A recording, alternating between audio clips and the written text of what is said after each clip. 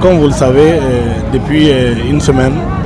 l'ensemble des membres du gouvernement, sur instruction du chef de l'État, sont en immersion à l'intérieur du pays, dans les 33 préfectures et les 13 communes de Conakry, afin d'accompagner la mobilisation sociale auprès des autorités administratives et des élus locaux en faveur du recensement qui a été officiellement lancé le 15 avril. Et comme vous le savez, notre pays est en train de se doter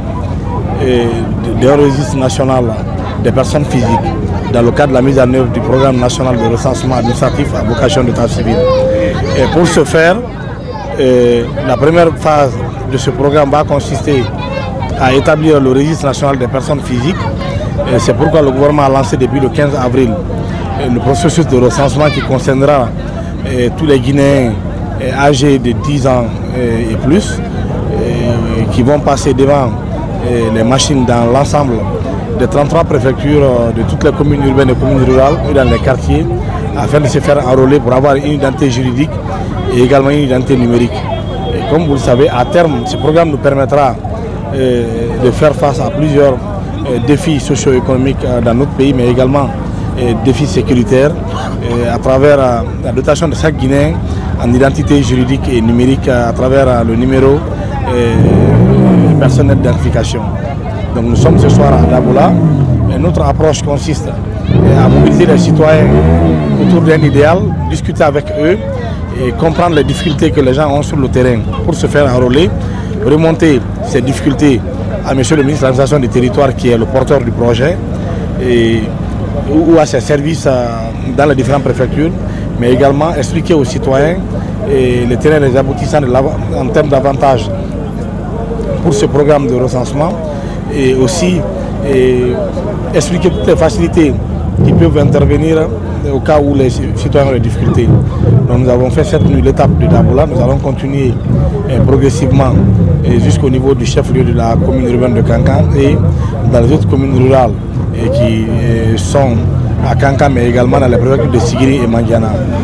Ceci est une action concertée de l'ensemble des membres du gouvernement.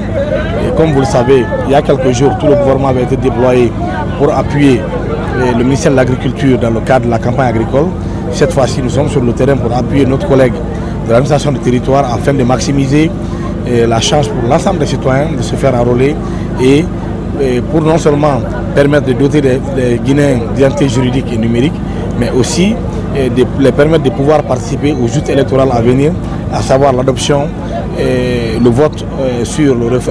la nouvelle constitution à travers le référendum constitutionnel qui est convoqué pour le mois de septembre 2025. Et nous avons remarqué dans beaucoup d'endroits, par exemple, que je vous donne juste un exemple, M. Mamadou Diallo, sur l'extrait de ses enfants, il s'appelle Mamadou Diallo. Quelques années plus tard, il va apprendre le Coran, il finit de lire le Coran, on l'appelle Kerno Mamadou Diallo. Ce nom Kerno-là ne fait pas partie de l'identité de ses enfants qui avait été initialement préétabli. Et ça crée beaucoup de confusion et ça crée des difficultés pour les enfants. Donc nous profitons de cette campagne d'information, de sensibilisation et de mobilisation en faveur du recensement pour également expliquer à nos chers compatriotes et parfois des actes qui sont posés qui peuvent nuire parfois à eux-mêmes du point de vue identité juridique, mais également aux enfants dans la famille. Ou parfois, le papa s'appelle Fantamadi, l'un des enfants met Mamadi Kamara, les autres enfants mettent Fantamadi Kamara. Du point de vue juridique, ces deux enfants ne sont pas du même père. Donc, parfois, même si l'un des enfants a l'opportunité de pouvoir aider l'autre enfant à aller étudier à ses frais d'une certaine manière, ça peut poser des difficultés. Donc, voici entre autres des situations que nous rencontrons sur le terrain, sur lesquelles aussi nous essayons d'attirer l'attention de nos compatriotes afin qu'ils puissent vraiment tenir compte de tout cela pour éviter de créer des problèmes d'ordre juridique sur l'identité de nos enfants et de nos jeunes à travers le pays.